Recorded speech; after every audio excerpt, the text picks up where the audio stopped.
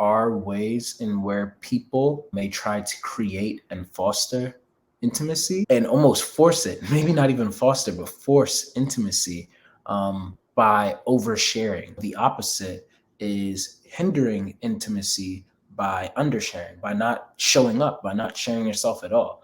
And today I wanted to explore where that line could be. Yeah, I'm here to share those right now.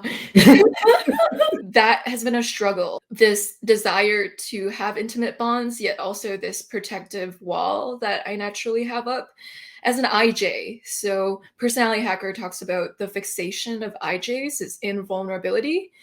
And I don't realize how big of an issue this can be sometimes until people start commenting about it to me. I deeply crave a relationship where I can experience the abstract core of a person, to see the concept of who they are, yet I don't create opportunities for myself where I can have that as much as I'd want to.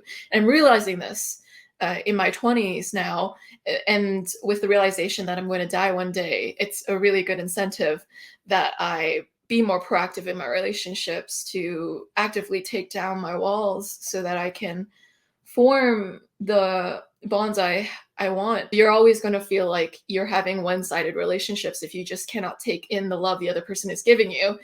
If you are a plant and you try to receive certain nutrients, but your roots are just not suited to absorb them, you're going to feel like your environment is deficient.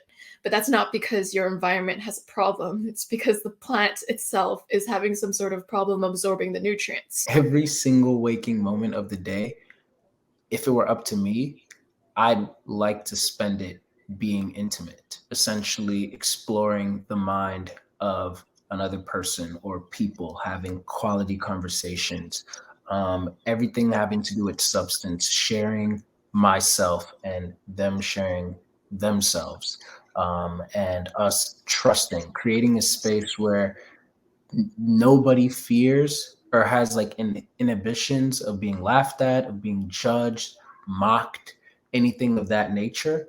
And it's just a really like free space. If you have troubles with giving vulnerability, that's a sign that you might be traumatized, because it's a normal human thing to want to bond with people. If you haven't had love modeled to you in your life in a healthy way, it can be hard to know how to recognize and spot it. Now I'm more open to love because I don't want to let go of possible friends who loved me. My words are not cheap. If I'm telling you that I love you, if I'm telling you, if I'm complimenting you, if I'm telling you whatever, I spend so much time, effort, and thought in how pedantic that I am with whatever that I say.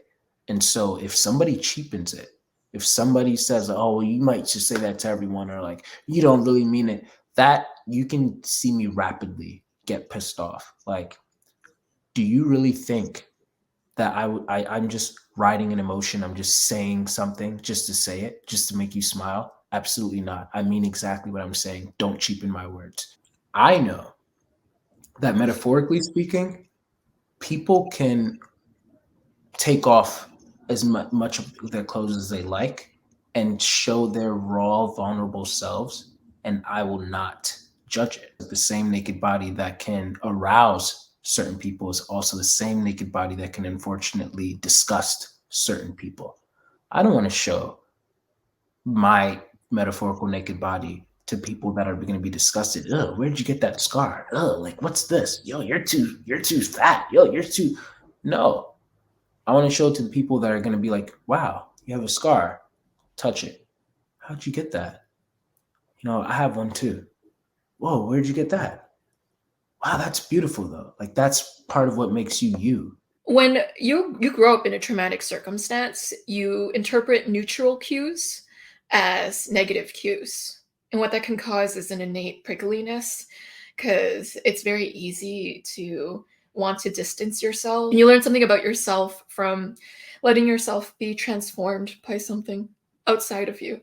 And it is scary, and it is vulnerable, and it'll show you how much you still have room for openness. And it's a very confusing experience, but it's good because it's like a kid who didn't know they couldn't see well until they went to get glasses, and they realize how clear their eyesight looks in the glasses, and they realize how much they've been missing out on how things look, but they just didn't know.